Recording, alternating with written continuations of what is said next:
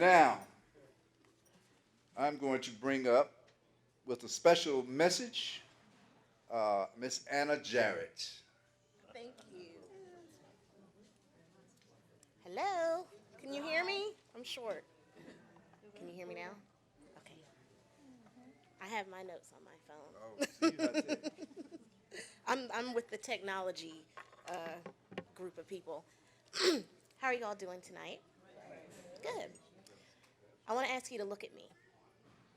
Okay. Would you guess I have congestive heart failure or kidney disease, Graves' disease, all that stuff? Would you believe I'm on dialysis? Probably not. I hear it all the time. Oh, you don't look sick. But what does sick look like? I'm still trying to figure that out. My name is Anna Maria Jarrett. I am the younger daughter of Donnie and the late Deborah Wicker. I'm sure you know my dad, Donnie. I look just like him. Um, I had diabetes for 22 years. I was diagnosed 8 days after my 10th birthday. Talk about a birthday to remember. Most of the time you turn 10, it's like, oh, I'm in the double digits. No, I'm a diabetic. That's what happened to me. Um, in the past 22 years, I have dealt with very many complications that stem from uncontrolled diabetes. And just recently did I start to get it together. Growing up, I thought I was invincible. I heard the horror stories. Oh, my grandma lost a leg and so-and-so went blind. But I'm like, it's not going to happen to me. Yeah, okay. um, in 2010, on a flight back to Atlanta, I live in Atlanta. I was born and raised in Sanford, but I live in Atlanta. I went into a coma, and my blood sugar was 1,300 when I was admitted to the hospital. And that was a hospital record. I'm not proud of that record, but I hold it. I was in the hospital for over a week, and my body started shutting down, but I still didn't learn my lesson. In 2015, I lost vision in my right eye. Diabetic retinopathy took over. Again, being hard-headed. Um, After injections, laser treatment, and surgery, I finally can see out of that eye again, so that's good. Just 5 months ago, I started dialysis, and I was only 31. I'm actually listed on the transplant list. Actually, I was telling Gail I might not be able to make it tonight because I'm waiting for my call. They might call me right now. That would be great.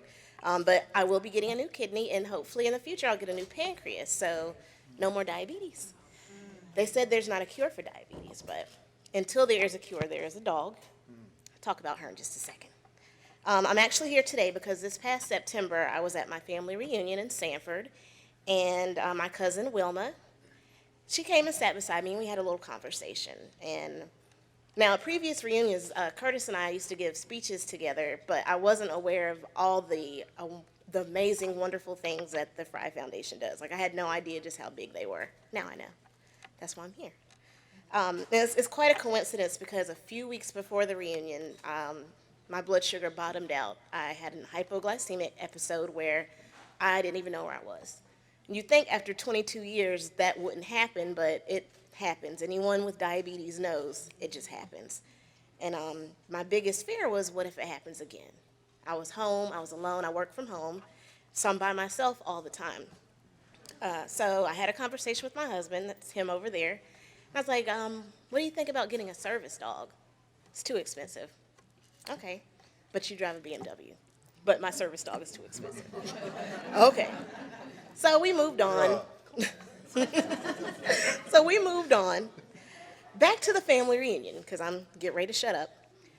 When cousin Wilma told me that her foundation donates service dogs, I don't know if she remembers. Wilma, I don't even know where you are, but I broke down and cried. Do you remember when I was sitting outside crying? I was like, I just talked about getting a service dog. And so, this is Kaya. This is my blessing, service dog. Kaya, say hi. You don't have to look at me, look at them. Kaya is trained to detect if my blood sugar is low or high, and she can sniff it out. So had I had her over the summer when my blood sugar dropped down, she would have let me know before my blood sugar monitor would have told me. That's just how good she is. So she's learning. She's getting better and better every day. But the Frye Foundation donated her to me. They paid for her 18-week training class, and she is certified when she's finished with her final class, she'll be a certified good canine citizen. So I want to give a special thanks to Wilma and Curtis, and also to Gail for definitely communicating with me and getting this, making this possible. I get a little emotional, I'm sorry. Just a month ago, Kaya detected my first low blood sugar, so she's on the way. She's my lifesaver. She's more than just a best friend. She's a godsend. She is my guardian angel. And even though she's really nervous tonight, she's the best thing that ever happened to me. So I just want to say thank you again to the Frye Foundation, and you all take care. Bye. A question for you.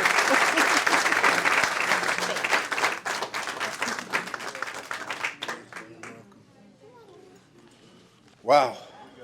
Woo. Sister look like the picture of health, don't she? You never know. Question, how does the dog detect?